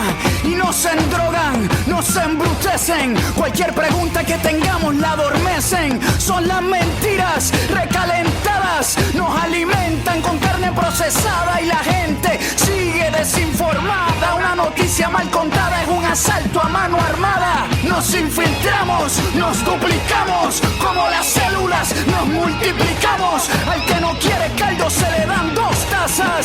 Somos la levadura que levanta la masa. Nuestras ideas son libres y están despiertas, porque pensamos con las puertas abiertas. Lo que no se ve lo estamos viendo. Nacimos sin saber hablar, pero vamos a morir diciendo. En la sota me pillé, codo con codo, paso con paso.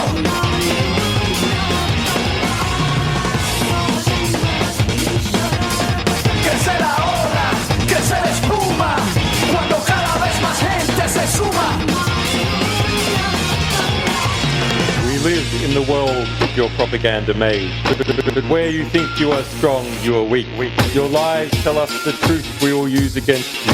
Your secrecy shows us where we will strike. Your weapons reveal your fear for all to see. From Cairo to Quito, a new world is forming.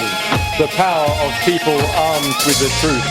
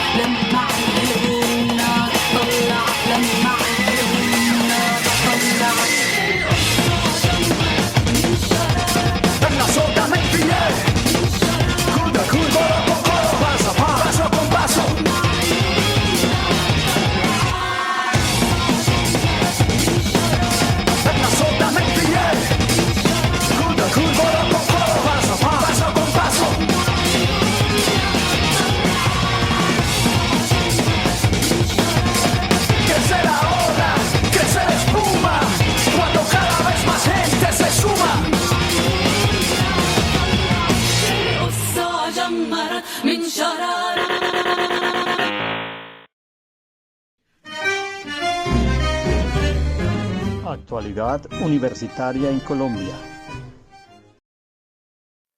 En Actualidad Universitaria en Colombia vamos a trabajar el artículo del profesor César Augusto Fonseca Árquez, profesor catedrático de la Facultad de Ciencias Humanas y Artes de la Universidad del Tolima, en su versión 8ª, acerca de la remuneración de los docentes catedráticos en las universidades estatales colombianas. En esta 8ª presentación, el profesor señala lo siguiente: han transcurrido 8 años de haber escrito la primera versión de este documento. Hasta hoy las nuevas versiones se limitaban a 2 temas: actualizar las tarifas de la hora cátedra teniendo en cuenta el aumento del valor del punto según el decreto presidencial que cada año se expide, y en segundo lugar ha consistido en ir ingresando o agregando datos de universidades de las que se ha ido consiguiendo la respectiva información. Al respecto, aún no ha sido posible obtener la información de las 32 universidades estatales. Es decir, al respecto no ha sido posible obtener la información de 5 de las 32 universidades estatales. El profesor celebra que llegaron 2 universidades nuevas en esta 8ª entrega del año 2024. La Universidad Francisco de Paula Santander y la Universidad Distrital Francisco José de Caldas. Igualmente, dice él, se han incluido en este informe las condiciones de mejora laboral para los docentes de la Universidad del Tolima y de la Universidad de Cartagena, ya que para estas 2 universidades, producto de las negociaciones, se ha logrado una mejora significativa. Según cifras del Sistema Universitario Estatal SUE del 2021, en Colombia, el número de profesores y profesoras que son vinculados semestralmente a las 32 universidades públicas mediante la modalidad de hora cátedra son 15.290, contratados por periodos de oscilación entre 16, 18 o 20 semanas. Esto se hace mediante resolución de rectoría en la mayoría de los casos, aunque su designación fundamentalmente es hecha para las actividades docentes. En unas pocas universidades se les reconoce horas para la investigación, la proyección social y excepcionalmente para cumplir con funciones académicas administrativas. o llamadas académico-administrativas. A propósito de las solicitudes que se hacen aquí en la Universidad Distrital, es necesario recordar que la modalidad de docente de hora cátedra, al igual que la de los docentes ocasionales, están contempladas en la Ley 30 del 28 de diciembre de 1992, por la cual se organiza el Servicio Público de Educación Superior. También se debe tener en cuenta que hay una serie de conceptos como las sentencias S006 del 96 y la C517 del 99 de la Corte Constitucional, donde queda claro que a este tipo de docentes, para efectos de establecer el valor de su hora de trabajo y el derecho a las respectivas prestaciones sociales, se le debe aplicar lo contemplado en el decreto 1279, por el cual se establece el régimen salarial y prestacional de los docentes de las universidades estatales. Se dice que lamentablemente este marco normativo no se aplica en la mayoría de universidades públicas, las cuales de manera irregular han ido estableciendo tarifas claramente arbitrarias, tomando solo parte del espíritu de la norma. En varias instituciones se reconocen las 4 categorías de profesores estipuladas en la Ley 30: auxiliar, asistente, asociado y titular, y se hace una equivalencia para efectos de definir los valores según la categoría, estableciendo porcentajes expresados en el valor del punto con el que se define el salario mensual de los profesores de tiempo completo. Pero a pesar de pertenecer todos al SUE, en las universidades públicas no existen tarifas nacionales unificadas. Cada una ha establecido su tabla particular e inclusive definiendo en algunos casos una diversidad de tarifas con criterios diversos y dispersos. Cada año, cuando se expide el decreto que establece el reajuste salarial para el sector público y por consiguiente el valor del punto, se reajusta el valor de la hora cátedra. Para ilustrar lo expresado hasta aquí, a continuación se reseña cómo está definido lo correspondiente al valor de la hora cátedra y cuáles son las actuales tarifas en cada institución, una vez que se ha tenido en cuenta el decreto presidencial 0308 de marzo 5 del 2024, por el cual se dictan disposiciones en materia salarial y prestacional para los empleados públicos, docentes y administrativos de las universidades estatales u oficiales, en el que se indica el valor del punto para el presente año con valor de 20.895 pesos. En la misión del día de hoy vamos a hacer solamente la mención de los criterios generales de algunas de las universidades que el profesor César Fonseca ha contemplado, y en la siguiente sesión terminamos con las que nos hagan falta y revisamos la tabla completa que presenta el profesor al final de su artículo. Entonces, arranquemos con algunos de los criterios que aparecen para algunas de las universidades. Universidad Nacional de Colombia. Se reconocen las 4 categorías del Sistema Nacional. Su remuneración está establecida en el capítulo 7 del decreto 1279, convirtiéndose en un caso especial, hecho que les permite a los docentes catedráticos ser reconocidos como profesores de carrera. Igualmente, el valor de la hora cátedra es el cociente de dividir por 100 la remuneración mensual correspondiente a la dedicación de tiempo completo que acredita el docente de cátedra. Eso quiere decir que en la Universidad Nacional están vinculados a la carrera docente con el nombre, la nominación de profesores de hora cátedra. Estos docentes de hora cátedra, entonces, tienen un estimativo de su valor por hora y de su contratación o de su permanencia. Tienen una designación salarial que se calcula con base en el tiempo completo de los docentes de la categoría correspondiente. Universidad del Tolima. Se reconocen las 4 categorías existentes para los profesores de planta. El factor para establecer la tarifa lo fija el Consejo Superior mediante el Acuerdo 07 del 3 de mayo del 2012. En él se indica lo siguiente: auxiliar 1.75 puntos, asistente 2.5 puntos, asociado 2.75 puntos y titular 3 puntos.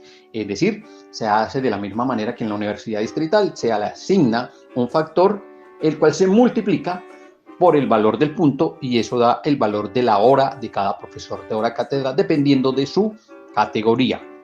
Para la Universidad del Tolima, auxiliar 1.75, asistente 2.5, asociado 2.75 y titular 3.0. Dice el profesor que vale la pena anotar que el 10% adicional que se venía reconociendo al total de las horas efectivamente contratadas se hizo efectivo hasta el semestre B del 2023. Este porcentaje adicional en promedio ahora es mayor como producto de la implementación y reglamentación del Acuerdo 096 del 17 de julio del 2023, por medio del cual se reglamenta el plan de trabajo de los profesores catedráticos.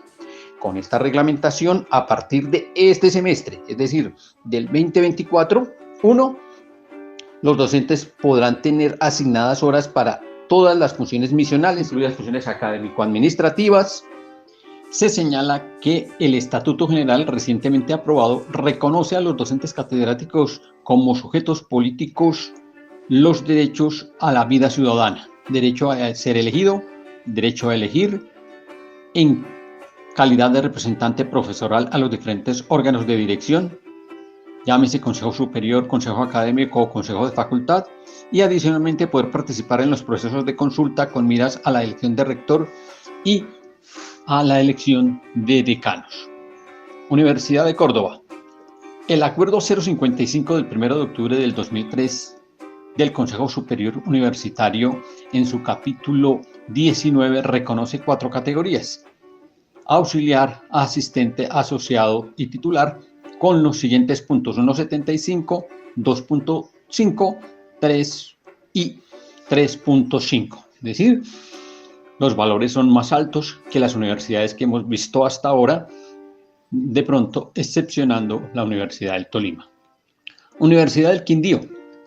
Si bien se reconocen las 4 categorías del sistema universitario, las tarifas de las horas cátedras se establecen anualmente mediante resolución de rectoría, teniendo en cuenta la facultad otorgada por el Acuerdo 025 del 20 de diciembre del 2005 del Consejo Superior Universitario.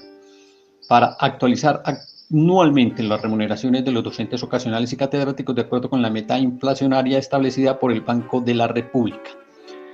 Para el año 2024, la resolución 12349 del 10 de enero estableció las nuevas tarifas. Universidad Tecnológica de Pereira. Se reconocen las 4 categorías del Sistema Nacional. El Acuerdo 65 del 5 de diciembre de 2016 del Consejo Superior Universitario establece las condiciones de vinculación para docentes transitorios, ocasionales y catedráticos.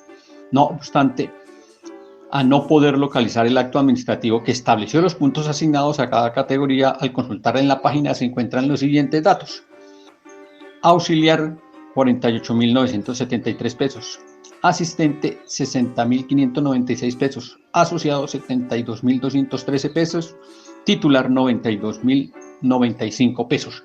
Es decir, por encima de las universidades que se han revisado. Es necesario destacar que desde el año 2008 los docentes de hora cátedra pueden recibir estímulos económicos por prestar servicios académicos en programas de jornadas especiales. Universidad de Sucre. Se reconocen las 4 categorías del sistema universitario. El factor para establecer la tarifa lo fijó el Consejo Superior Universitario en el Acuerdo 08 del 22 de mayo del 2008. En él se estipula que el auxiliar tiene 1.75 puntos como factor, el asistente 2.3, el asociado 2.9 y el titular 3.5. Universidad Popular del Cesar. Se reconocen las 4 categorías del Sistema Nacional. Desde el año 2018 el Consejo Superior facultó al rector para que cada año reajuste el valor de la hora cátedra, teniendo en cuenta el reajuste que se le hace al salario mínimo legal vigente, el cual para la presente vigencia fue del 12%. Este reajuste se oficializó mediante resolución de rectoría 080 del 24 de enero del 2024. Universidad Militar Nueva Granada. Se reconocen las 4 categorías del Sistema Nacional. En la página web de la institución aparecen publicadas las resoluciones de rectoría, en particular la 0992 del 22 de noviembre del 2021, en el cual se establecen las tarifas vigentes para el 2022, así: auxiliar 39.480 pesos, asistente 47.580 pesos, asociado 51.620 y titular 72.000 pesos. No se ha podido localizar el acto administrativo que define el factor a liquidar por categoría. A la fecha tampoco se encuentra publicada la página web de la institución las resoluciones de rectoría que permitan dar respaldo al reajuste 2023-2024. Universidad de Caldas. Se reconocen las 4 categorías existentes para los profesores de planta. El factor para definir la tarifa lo fijó el Consejo Superior en el Acuerdo 44 del 22 de diciembre del 2017.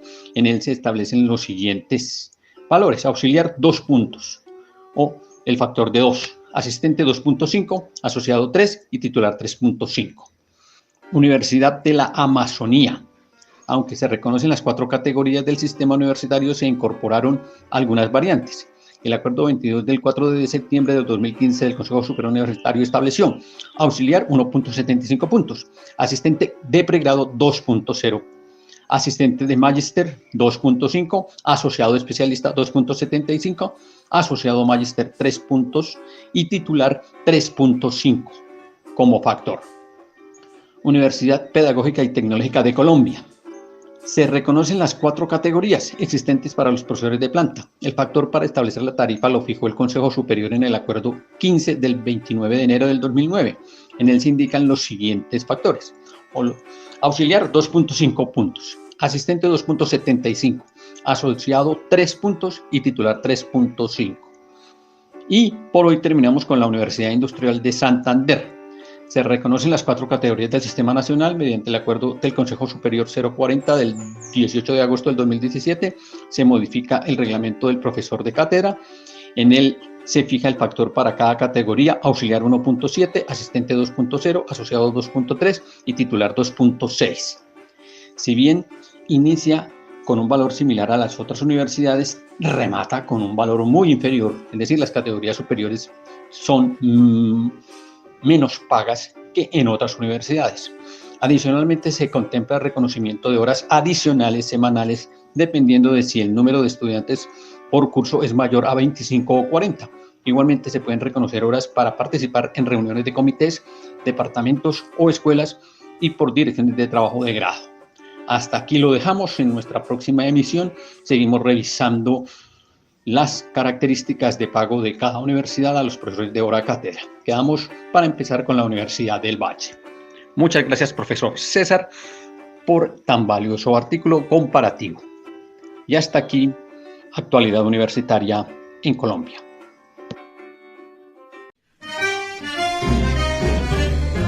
Actualidad universitaria en Colombia. Y al cierre, nuestra última zona musical, con la muchacha Noa Sara.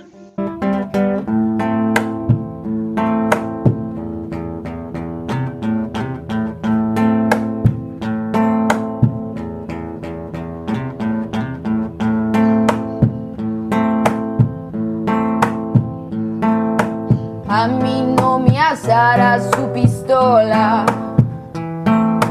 Yo también tengo hambre de matar, pero a mí esos fierros no me gustan. Yo saco las uñas pa' pelear, y a mí que me disparen de frente y que sea en la puerta de mi casa, porque yo me muero en tierra mía y a mí de esta tierra no me sacan. Y a mí que me disparen de frente y que sea en la puerta de mi casa, porque yo me muero en tierra mía y a mí de esta tierra no me sacan.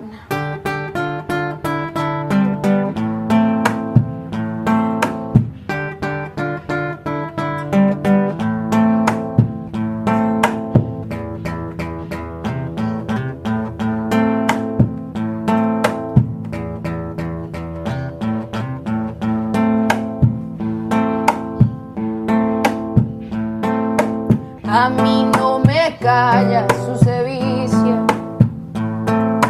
ni sus máscaras de la maldad, porque vengo con combo azaroso, que no come de su autoridad, y le hacemos fuerza a la semilla, porque usted la trata de ilegal. Tenemos el power de la minga, power y junta para alimentar, y le hacemos fuerza a la semilla, y porque usted la trata de ilegal. Tenemos el power de la minga, power y junta para alimentar, y a mí que me disparen de frente y que sea en la puerta de mi casa, porque yo me muero en tierra mía y a mí de esta tierra no me saca.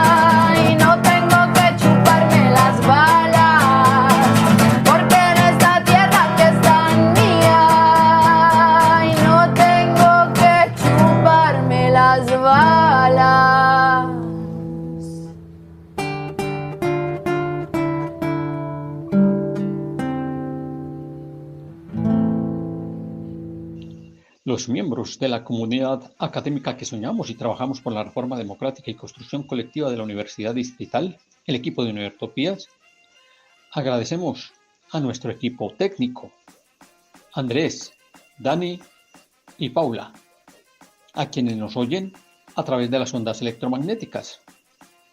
A todos un fuerte abrazo y que la construcción del país justo, digno y equitativo que toda y todo colombiano se merece continúe en forma incesante. Nos vemos y nos oímos la próxima semana. Tú nos dices que debemos sentarnos, pero las ideas solo pueden levantarnos. Univertopías, un programa para la reflexión, el análisis y el debate sobre la realidad universitaria en Colombia. Para todos, todo para nosotros. Soñamos en grande que se caiga el imperio. Lo gritamos algo, no queda más remedio. Esto no es utopía, es alegre rebeldía. Escúchenos en la UD FM Estéreo los domingos a las 10:30 am y por las redes sociales. América Latina se suba, con barro, con casco, con la